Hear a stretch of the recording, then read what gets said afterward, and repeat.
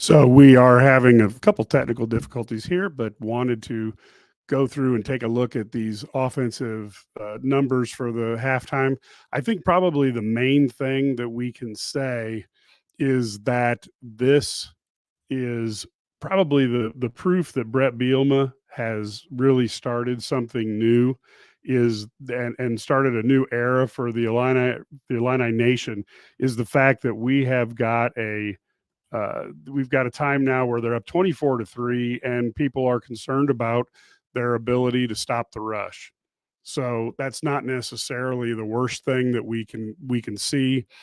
And as you look at it from a standpoint of what's going on, you can take a look at the statistics here. And 145 yards rushing is something that Brett Bielema would not be at all happy with when you take into consideration his mantra of being able to run the ball, being able to stop the run, and then doing good job covering kicks. Now, you can see Illinois has run the ball for 28 yards, but Luke Altmaier is 215 yards passing. They're using routes to get guys open in the flats. They're doing very similar things to running off tackle, etc. So that is where we basically look at what is going on and we say, all right, you may not be using the rush, but you are still getting the ball out into the hands of guys and giving them room to move. I think the other thing that we've seen is there is certainly an issue with what is going on with Ryan Walters over there. The Purdue team obviously struggling, still not comfortable with their offense, with a new offensive coordinator and trying to go a little bit away from the air raid, puts you in a horrible position if you are in the team and you have started practicing and going one direction and then having to switch to another mid-season. And then the kickoff play, which was admittedly a little bit of a wind thing, but all these guys grew up in the Midwest and they've got to have played in games where they dealt with the wind. That type of kick coverage was just a joke. Ted, from the press box, what are you seeing that stands out to you most up there? Right now, everybody, I don't know what you cover, Mike, because we're having some technical difficulties. But one thing that people, I don't know if you touched on or not, they're not concerned, but the ability of the Purdue's quarterback, Brown, to be able to get 73 yards rushing on 12 attempts, averaging 6 yards. I mean, this is a bad Purdue football team. And yes, you're up 24-3 at halftime, but they want to be able to see them stop the run because Michigan's team next week either. So right now, it's an ongoing thing, but people do like the fact that they're spreading the ball around, and it's really, really nice to see, Barry Junior work his off.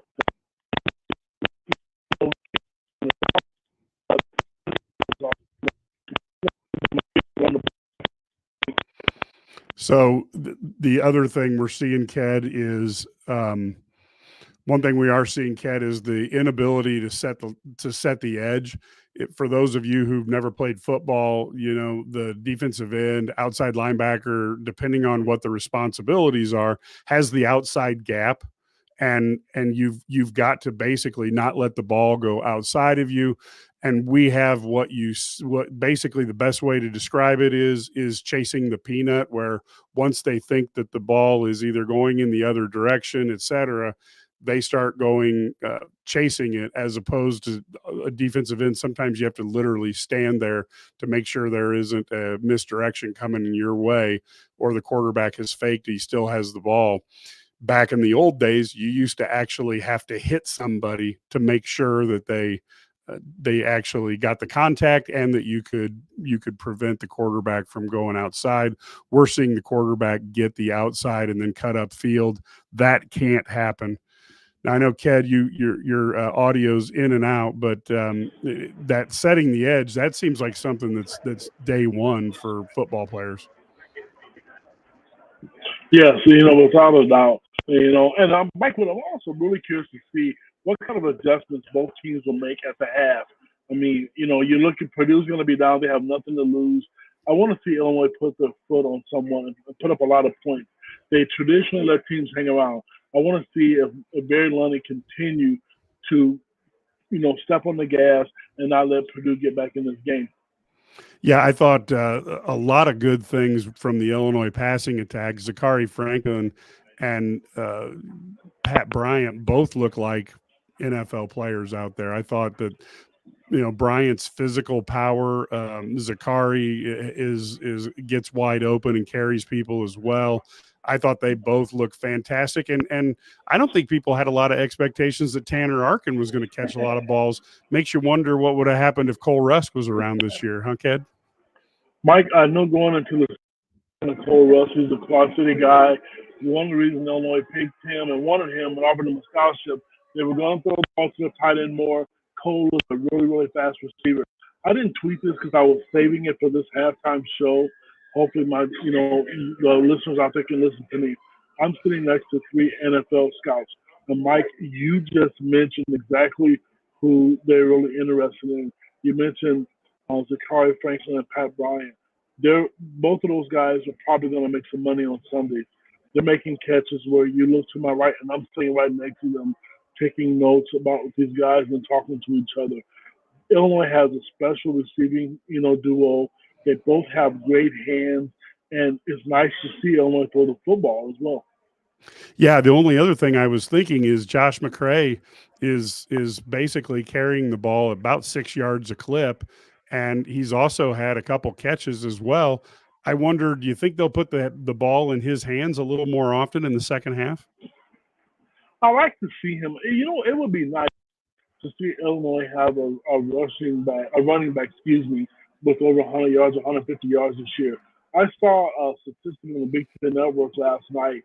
I don't remember what it was, so I don't want to butcher it. But Illinois, for Brett Bielema's team, the way they run the football, this isn't normal. Can you imagine how well the passing game would be if they could rush for 125 yards a Yeah. game? Yeah, this is definitely different. What happened? It was hard to see on the television screen, but could you see what happened to that kickoff? Was that just the ball got knocked down by the wind, or what did you see up there in the booth? It's funny, the wind, we all saw it. The wind caught it, and I'm looking at the flags right now. When the game started, it was 85 degrees in October on the field, but the wind caught that, and if you look at the flags right now, they're still blowing right now. So even when Illinois, recovered it, we're sitting here in the box thinking, you know what, just punt the ball, and they threw it, and luckily Franklin caught it.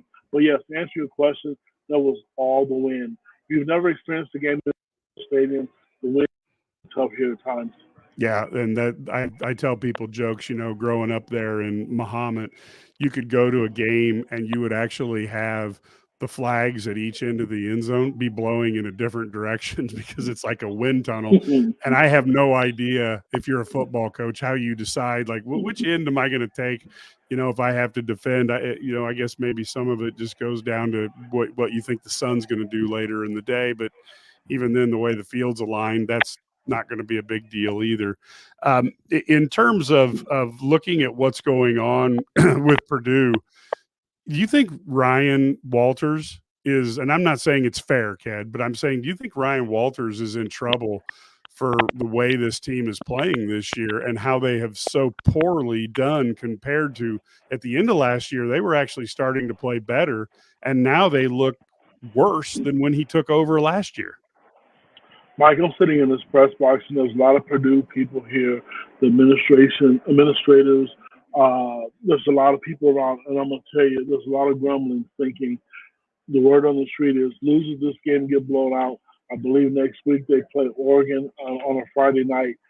This is not a good start. And I don't want to say because I'm not on staff. I'm going to tell you the Purdue faithful, the administration, the fans are unhappy. I'm looking at, the Purdue fans right now. There's probably 50 that probably made the trip. So there's not a lot. I think right now they're looking forward to basketball season, and I do think he's in trouble. I said this from day one, and I could be wrong. He could win out every game rest of the season. I just don't think Purdue was a good job for him. I just don't. But he felt different. A lot of people think, you know what, you have a chance to take a Big Ten job, you take it. Wasn't me. I wouldn't have taken this job because I think with his credentials, with how well he did at Illinois, he could have got a different job. But right now, you look at the competitiveness of the conference. Purdue's not even competitive. Yeah, I agree. Conference right now, I'm going to settle for that.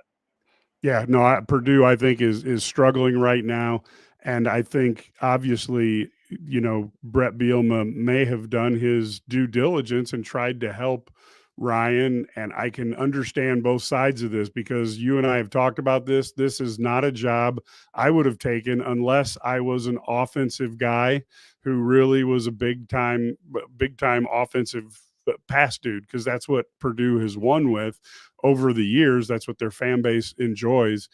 And the other thing is I just think with the NIL world and Purdue, West Lafayette and Lafayette are not that big. That is a tough place to have to compete when teams like Ohio State started a budget around 20 million just for their football team. Any other final closing thoughts, Ked, as they're about ready to kick off here for the second half?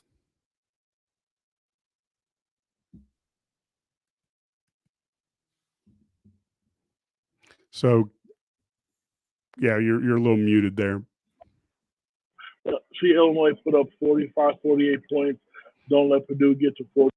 I'll be an easy 3-hour ride home for me. Yep.